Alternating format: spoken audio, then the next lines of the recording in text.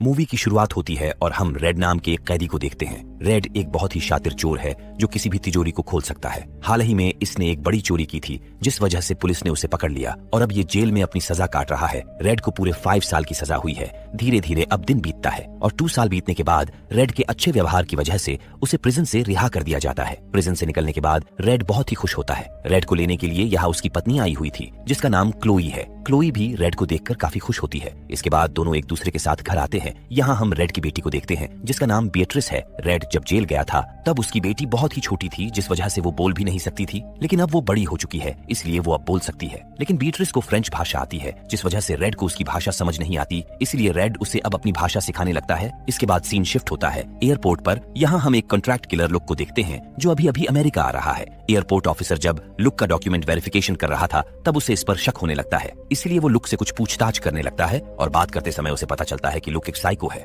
लेकिन officer look पर कोई भी कार्यवाही नहीं कर सकता क्योंकि उसके सारे डॉक्यूमेंट कंप्लीट है। इसके बाद लुक यहाँ से निकल जाता है और सीधा पार्किंग लॉट्स में आता है। यहाँ लुक एक कार को चुराने लगता है कि तभी यहाँ पर कार का मालिक आ जाता है। वो लुक से कहता है कि तुम मेरी कार क्यों चुरा रहे हो, रुको मैं अभी पुलिस को यहाँ पर बुलाता हूँ। ये सुनकर लुक बहुत ही गुस्सा हो जाता है और वो इस आदमी का गला काट कर उसे मार देता है। इसके बाद वो फिर से कार के दरवाजे को खोलने लगता है क्योंकि अब उसे रोकने वाला कोई भी नहीं है। कार चोरी करके लुक यहाँ से निकल जाता है और वहाँ से सीधा वो एक बार में आता है। यहाँ हम इस बार के मालिक को देखते हैं जिसका नाम टॉम है। टॉम जैसे ही लुक को देखता है तो वो डर जाता है क्योंकि वो जानता है कि लुक कौन है और वो कितना ज्यादा खतरनाक कातिल है। लुक उसे शांत करता है और कहता है कि मैं तुम्हें यहाँ पर मारने के लिए नहीं आया, बल्कि मुझे तो बस तुमसे कुछ हथियार चाहिए। यहाँ हमें पता चलता है कि टॉम इलीगल गन्स की तस्करी करता है और ये बार उसने सिर्फ दिखाने के लिए खोल रखा है ताकि वो अपने गन का बिजनेस कर सके।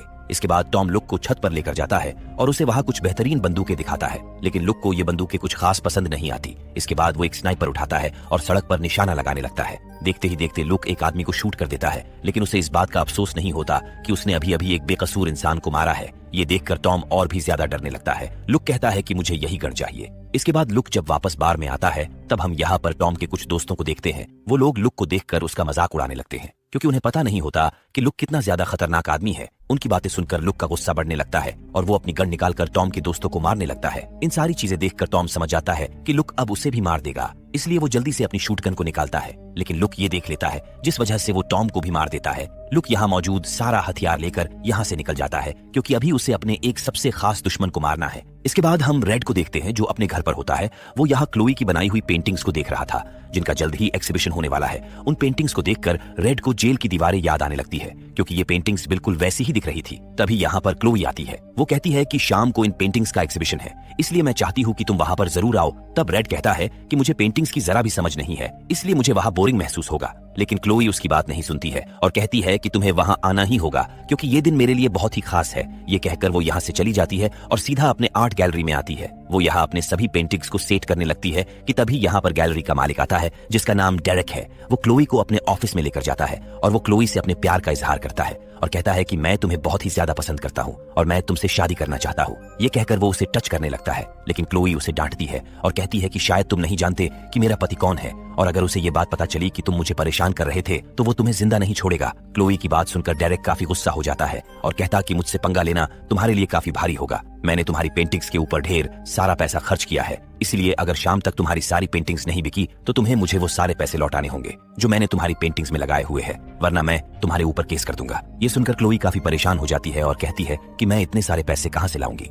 इसके बाद हम रेड को देखते हैं जो अपने एक दोस्त लीरॉय के पास आता है। लीरॉय एक दुकान को चलाता है। लीरॉय और रेड पहले एक साथ मिलकर चोरी किया करता था और जेल जाने से पहले ही दोनों ने मिलकर पूरे $5 लाख की चोरी की थी और वो सारे के सारे पैसे बॉन्ड्स के रूप में थे, जिस वजह से उन पैसों को कोई भी ट्रेस नहीं सकता। रेड यहाँ पर पैसों के लिए आया हुआ था। दोनों बात कर रहे थे कि तभी यहाँ पर एक आदमी आता है जिसका नाम अर्नेस्टो है। अर्नेस्टो एक पुलिस ऑफिसर है और उसी की सिफारिश की वजह से रेड को जेल से छोड़ा गया है। अर्नेस्टो काफी दिन से रेड का पीछा कर रहा है क्योंकि उसे रेड पर शक है। वो यहाँ रेड को वार्निंग भी देता है और कहता है कि तुम पैरोल पर छोड़ गए हो, इसलिए तुम किसी भी समय जेल में वापस जा सकते हो। ये कहकर वो रेड की तलाशी लेने लगता है क्योंकि उसे लग रहा था कि शायद रेड के पास ड्रग्स या फिर हथियार है, लेकिन तलाशी लेने के बाद अर्नेस्टो को कुछ भी नहीं मिलता, इसलिए वो रेड को छोड़कर यहाँ से चला जाता है। अर्नेस्टो को यहाँ से जाने के बाद लीरॉय एक दरवाजे को खोलता है, जिसके बाद वो रेड को लेकर बेसमेंट में आता है। यहाँ पर एक बड़ा सा सेफ होता है। लीरॉय कहता है कि हमने जिन बॉन्ड्स को चुराया था वो सारे बॉन्ड्स इस सेफ में सुरक्षित है और मैं चाहता हूँ कि इस सेफ को तुम खोलो क्योंकि ये सेफ बिल्कुल वैसा ही है जैसा तुमने बैंक में खोला था, इसलिए मैं देखना चाहता हूँ कि क्या तुम्हारे अंदर अभी भी वो काबिलियत है या नहीं। ये सुनकर रेड इस सेफ को खोलने लगता है, लेकिन बहुत कोशिश करने के बाद भी वो उसे नहीं खोल पाता, क्योंकि ये 2 साल तक जेल में था और उतने दिनों से इसकी प्रैक्टिस छूट चुकी है, इसलिए वो इस सेफ को नहीं खोल पाता। लीरॉय कहता है कि तुम परेशान मत हो, तुम्हारी केवल प्रैक्टिस छुटी है, लेकिन मुझे यकीन है कि कुछ ही दिनों में तुम सेफ को दोबारा से खोलना शुरू कर दोगे। ये कहकर लीरॉय अपनी चाबी से सेफ को खोल देता है और रेड को सारे बॉन्ड्स दिखाता है। इसके बाद हम आर्ट गैलरी को देखते हैं, जहाँ रेड अपने दोस्त लीरॉय के साथ आया हुआ था। इन्हें यहाँ देखकर क्लोई काफी खुश होती है। यहाँ हम अर्नेस्टो को भी देखते हैं, जो इस आर्ट एग्जीबिशन में आया हुआ था। यहाँ पर आए लोगों को ये पेंटिंग जरा भी पसंद नहीं आती और वो कहते हैं कि इन पेंटिंग में कुछ भी नहीं है, क्योंकि इन पेंटिंग को देखने से उन्हें कुछ भी महसूस नहीं हो रहा है। ऐसे रिव्यू सुनकर रेड थोड़ा परेशान होता है। इसके बाद हम रेड की बेटी बीट्रिस को देखते हैं, जो अपनी टीचर लोलिटा के साथ घर पर थी। अब इन दोनों के सोने का समय हो चुका था कि तभी कोई इनके डोरबेल रिंग को बजाता है। लोलिटा जब दरवाजा खोलती है तब बाहर लुक खड़ा होता है। लुक घर में आने लगता है। लोलिटा उसे रोकती है, लेकिन लुक उसकी बात नहीं मानता। लोलिटा को इस अनजान आदमी के ऊपर शक होने लगता है, इसलिए वो एक चाकू लेकर लुक को रोकने की कोशिश करती है, लेकिन लुक बड़े ही आसानी से लोलिटा को मार गिराता है। अब ये सब देखकर बीट्रिस काफी ज्यादा डर जाती है और यहाँ से भागने लगती है। लुक उसे भागते हुए देख लेता है, इसलिए वो उस पर गोलियां चलाता है, लेकिन बीट्रिस काफी दूर निकल जाती है, जिस वजह से उसकी जान बच जाती है। यहाँ हम जान पाते हैं कि लुक अमेरिका केवल इसलिए आया है ताकि वो रेड को मार सके। लुक यहाँ काफी गुस्से में होता है, क्योंकि आज तक उसके हाथ से कोई भी बचा नहीं था, लेकिन आज वो एक छोटी सी लड़की को नहीं मार पाया और वो यहाँ से भाग गई। ये सोचकर लुक और भी ज्यादा गुस्सा होने लगता है और वो घर की तलाशी लेने लगता है। उसे यहाँ एक आर्ट गैलरी का एग्जीबिशन कार्ड मिलता है, जिसे देखकर वो समझ जाता है कि रेड उसे कहाँ मिलेगा। लुक यहाँ से आर्ट गैलरी की तरफ निकल पड़ता है। दूसरी तरफ हम बीट्रिस को देखते हैं, जो आर्ट गैलरी में आ चुकी है, लेकिन अब यहाँ पर लुक भी आ जाता है और वो अपनी बंदूक से यहाँ पर अंधाधुंध गोलियां चलाने लगता है और जो भी आदमी उसके सामने आता वो उसे मारता जा रहा था। लोगों के खून की छींटे पेंटिंग के ऊपर जाने लगती है और लोग चिल्लाने लगते हैं, लेकिन लुक यहाँ पर नहीं रुकता और वो सबको मारता जा रहा था। इस जगह पर अर्नेस्टो भी था, जो अपनी बंदूक से लुक को शूट करने लगता है, लेकिन लुक को अब कोई नहीं रोक सकता, क्योंकि उसे किसी का भी डर नहीं होता। वो बस सबको मारना चाहता है, इसीलिए वो लगातार गोलियां चलाता रहता है। लीरॉय, जो कि रेड का दोस्त था, उसे भी यहाँ पर कुछ गोलियां लग जाती है, इसलिए वो नीचे गिर जाता है। रेड कहता है कि मैं तुम्हें हॉस्पिटल लेकर चलता हूँ, लेकिन लीरॉय जानता था कि वो अब जिंदा नहीं बचेगा, इसलिए मरने से पहले वो वॉल्ट की चाबी रेड को दे देता है और अपना दम तोड़ देता है। रेड उस चाबी को लेकर अपनी पत्नी और बेटी के साथ यहाँ से भागने लगता है, लेकिन लुक उसे यहाँ से भागते हुए देख लेता है और उन पर शूट करता है, लेकिन रेड कार में था, इसलिए वो यहाँ से बचकर भाग जाता है। क्लोई यहाँ काफी ज्यादा डरी हुई थी, इसलिए वो रेड से पूछती है कि आखिर वो कौन था जो हमें मारना चाहता है। ये सुनकर रेड क्लोई को सारा सच बताता है। वो कहता है कि जब मैं अपनी आखिरी चोरी कर रहा था तब उस आदमी का भाई मेरे साथ ही था, लेकिन उस चोरी में बहुत सी गड़बड़ी हुई, जिस वजह से वहां पर पुलिस आ गई और उन्होंने उसके भाई को मार डाला। लेकिन लुक को अभी भी लगता है कि उसका भाई मेरी वजह से मरा है या फिर मैंने ही उसके भाई को मारा है, इसलिए वो मुझसे अपना बदला लेना चाहता है। रेड कहता है कि लुक एक बहुत ही खतरनाक किलर है, इसलिए हमें जल्द से जल्द ये शहर छोड़ना होगा। रेड यहाँ क्लोई को उन बॉन्ड्स के बारे में बताता है जिसे इसने और लीरॉय ने मिलकर चुराया था। रेड कहता है कि वो बॉन्ड्स अभी भी सुरक्षित पड़े हुए हैं और हर जगह हमने सिर्फ अफवाह फैलाई थी कि वो सारे के सारे बॉन्ड्स जल चुके हैं। ये सुनकर क्लोई कहती है कि हमें उन बॉन्ड्स को निकाल करके उन्हें कैश कराना होगा, क्योंकि अगर हमने ऐसा नहीं किया तो मेरा बॉस मुझे जेल भेज देगा, क्योंकि आज आर्ट गैलरी की धज्जियां उड़ गई है और मेरी सारी पेंटिंग भी खराब हो चुकी है और अब केवल वो बॉन्ड्स ही है जो हमारे काम आ सकते हैं। ये सब सुनकर रेड अपनी गाड़ी लेकर लीरॉय के शॉप पर आता है। वो क्लोई और बीट्रिस को गाड़ी को रुकने के लिए कहता है और कहता है कि मैं सारे के सारे बॉन्ड्स को लेकर आता हूँ। ये कहकर वो बेसमेंट में जाता है। अब कार में बैठकर क्लोई रेड का इंतजार कर रही थी कि तभी यहाँ पर लुक आता है और वो बीट्रिस पर बंदूक का पॉइंट कर लेता है। लुक उन दोनों को बेसमेंट में लेकर जाता है। रेड ने यहाँ सारे बॉन्ड्स को निकाल लिए होते हैं, लेकिन वो जब यहाँ लुक को देखता है तब वो समझ जाता है कि लुक अब किसी को भी जिंदा नहीं छोड़ेगा, इसीलिए वो लुक से कहता है कि तुम ये सारे के सारे बॉन्ड्स को ले लो और चाहे तो तुम मुझे भी मार दो, लेकिन मेरी पत्नी और बेटी को छोड़ दो। ये सुनकर लुक कहता है कि तुम बॉन्ड्स की बात मत करो, वैसे भी तुम्हें मारने के बाद मैं उसे ले ही लूंगा। लुक की बात सुनकर रेड समझ जाता है कि उसके साथ अब क्या होने वाला है, इसलिए वो उससे बचने की तरकीब सोचने लगता है, लेकिन तभी लुक अपनी बंदूक से रेड को शूट करता है। बीट्रिस रेड के पास ही थी। अपनी बेटी को बचाने के चक्कर में वो उसे वॉल्ट के अंदर कर देता है,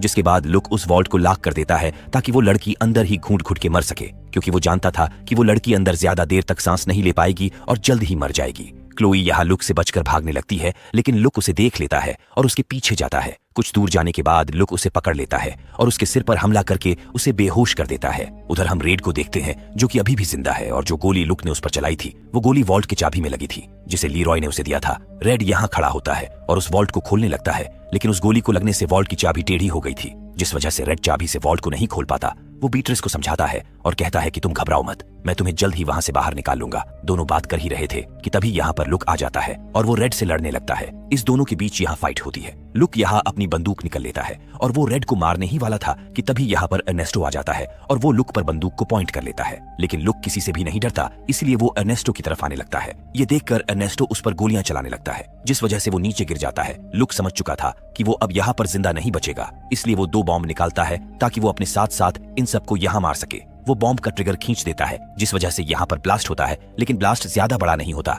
जिस वजह से केवल लुक ही यहाँ पर मारा जाता है और बाकी के लोग जिंदा बच जाते हैं। लेकिन यहाँ पर जितने भी बॉम्ब्स थे वो सभी जल चुके थे। रेड देखता है कि उसकी बेटी अभी भी उस वॉल्ट के अंदर ही है, इसलिए वो जल्दी से वॉल्ट को खोलने लगता है। वो जानता था कि उसके पास चाबी नहीं है, इसलिए वो अपनी स्किल का इस्तेमाल करके उस वॉल्ट को खोलने लगता है। कुछ देर कोशिश करने के बाद वो इस वॉल्ट को खोल ही लेता है और अपनी बेटी को उसमें से बाहर निकालता है। रेड जानता था कि अर्नेस्टो अब उसे गिरफ्तार कर लेगा, इसलिए वो खुद ही अरेस्ट कर देता है। लेकिन अर्नेस्टो कहता है कि तुमने कुछ भी गलत नहीं किया है और मुझे पता है कि यहाँ पर क्या हो रहा था, इसलिए मैं पुलिस को कुछ भी नहीं बताऊंगा और इसमें तुम्हारी कोई भी गलती नहीं है, इसलिए तुम यहाँ से चले जाओ और मेरी फिक्र मत करो। मैंने लुक जैसे एक बड़े कॉन्ट्रैक्ट किलर को मारा है, जिस वजह से मेरी प्रमोशन हो जाएगी। इसके बाद रेड अपने फैमिली के साथ यहाँ से निकल जाता है और घर आने के बाद वो लोग फिर से उदास हो जाते हैं क्योंकि सारे के सारे बॉन्ड्स जल चुके हैं और अब इनके पास जरा भी पैसे नहीं है। क्लोई की सारी पेंटिंग भी खराब हो चुकी थी, इसलिए ये लोग उदास बैठे हुए थे। तभी इनके घर पर आर्ट गैलरी का ओनर डेरेक आता है, जो इन्हें बताता है कि क्लोई ने जिन पेंटिंग को बनाया था वो सारे पेंटिंग एग्जीबिशन में बिक गए। पहले जो पेंटिंग लोगों को पसंद नहीं आ रही थी, वही पेंटिंग बाद में सारे लोगों को अच्छी लगने लगी क्योंकि उस पर खून के छींटे पड़े हुए थे,